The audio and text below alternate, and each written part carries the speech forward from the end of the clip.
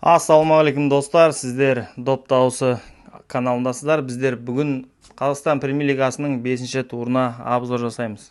5-ші турдың алғашқы ойынын Атырау мен Қайсар ашты. Есеп 2-0. Атырау өткенгі әділетсіз өткен ойыннан кейін осы ойынға қатты дайындалып, қатты ызамен, қатты ашумен шыққан сияқты.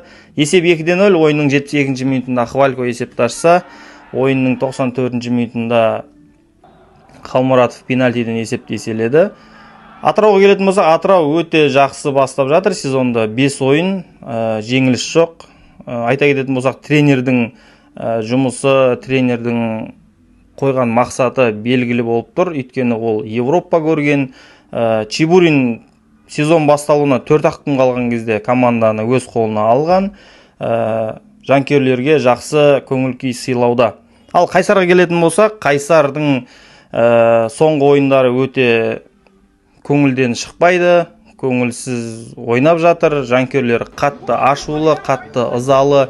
Кеше өздеріңіз көргендей жанкүйерлер мен ойыншылардың арасында кішкене қақтығыстар болды. Қайсар 5 ойын, 1 гол және әлі жеңіс жоқ.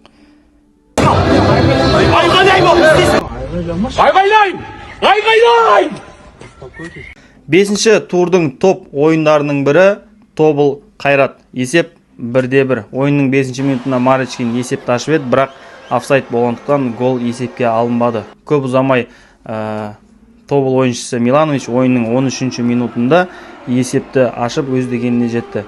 Осы голда есепке алмауға негіз бар еді. Сіздер осыны видеодан көрсеңіздер болады. Айта кетсек, Темірлан Анарбековтің осы сезондағы жіберген алғашқы голы.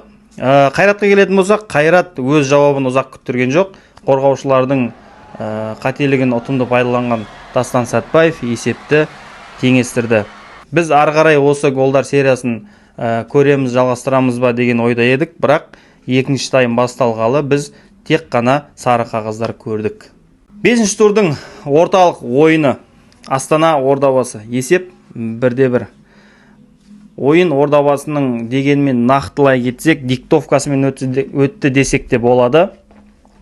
Ордабасыға 18-ші минутта пенальти берілмеді. Явный пенальти.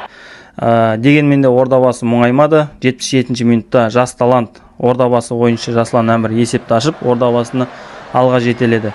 Бірақ Ордабасы ойыншылары соңғы свистокқа дейін ойнау керек дегенді ұмытып кеткен сияқты.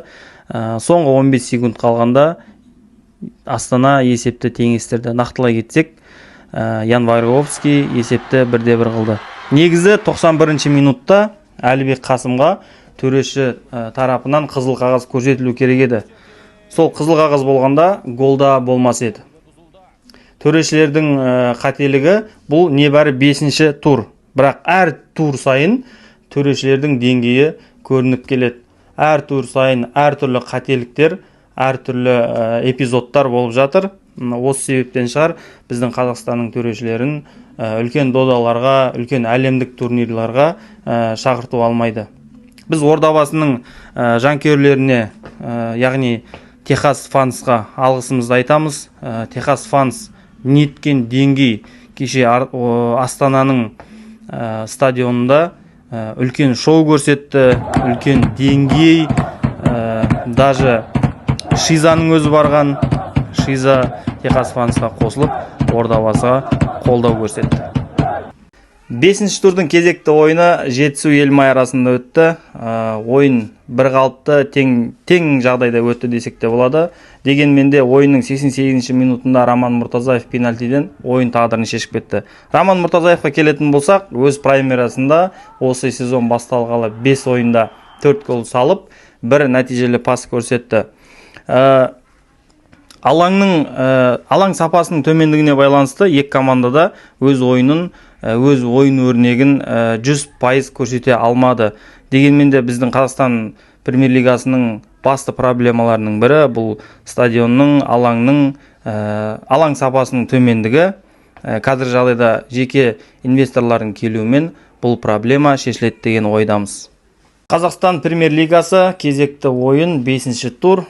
Алтай өз алаңында Ұлытауды қабылдады. Есеп 1-2. Біз бұл ойында 3 гол, 1 қызыл қағаз көрдік. Ойынның 17 минутында Стойсавлевич Алтай командасында есепті ашып алға шыққан болса, ойынның 38 минутында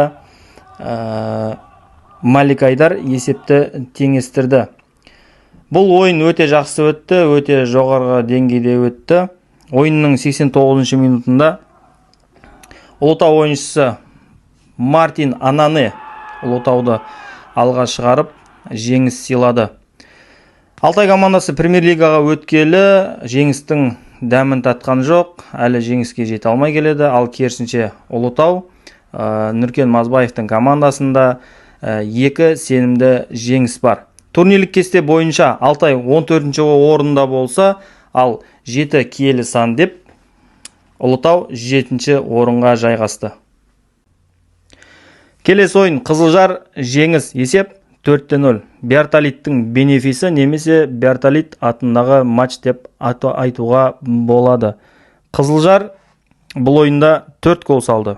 Яғни Берталит 2 ассист, 2 гол істеді. Ойынның 35 минутында Козленко есепті ашса, сол Берталит ойынның 60 минутында есепті еселеді. Берталиттің ассистінен кейін Әділ ойынның 74 минутында есепті 3-0-ге жеткізді. Сол Әділ Берталитке қайтарып пасын берді. 80 минутта Берталит 4-ші гол салып 4-0-ге жеткізді. Бұл жеңіс былтырғы жеңістен өзгеше. Біз бұл ойында жеңістің, яғни Али Алиевтің тағы да деңгейін байқадық. Жеңіс өзінің атына сай емес. Сол қашан кетеді екен сол Али Алиев деген?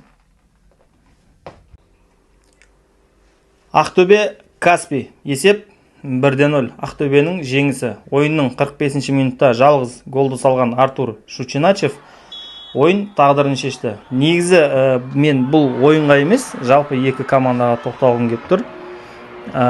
Батыс дербиі, бірақ оңтүстікте өтті. Ақтөбе Астанада жаттығады, бірақ Түркістанда ойнайды. Каспий Шымкентте жаттығады, бірақ Қызылордада ойнайды. Жарайды, енді мақұл, Ақтөбе жеке клуб болғаннан кейін өзінің бюджетін қайда қалай жаратса да өздері біледі.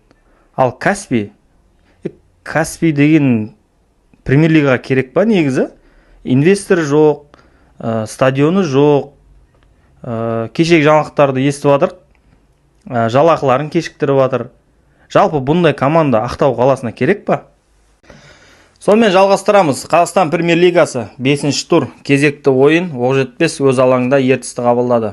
Ойынға келетін болсақ, ойынның 76 минутында Барадин пенальтиден есепті ашса, араға 4 минут салып Мирас Тұрлыбек есепті теңестірді. Соған қарамастан ойынның 88 минутында Нұрғайни Бөрібаев пенальтиден Оқжетпесті алға жетеледі. Ойында 2 рет VAR қаралса, 11 минут қосылды. Соған қарамастан Ертіс есепті теңестіре алмады. Бұл сезонда Ертістің алғашқы жеңілісіне куә болдық. Футболдан Қазақстан чемпионаты 5-ші тур қорытындысы бойынша турнирлік кесте осындай. Сіздің командаңыз қай қала, қай орында тұр? Комментарийға жазып, лайк басып, каналға тіркелуді ұмытпаңыздар.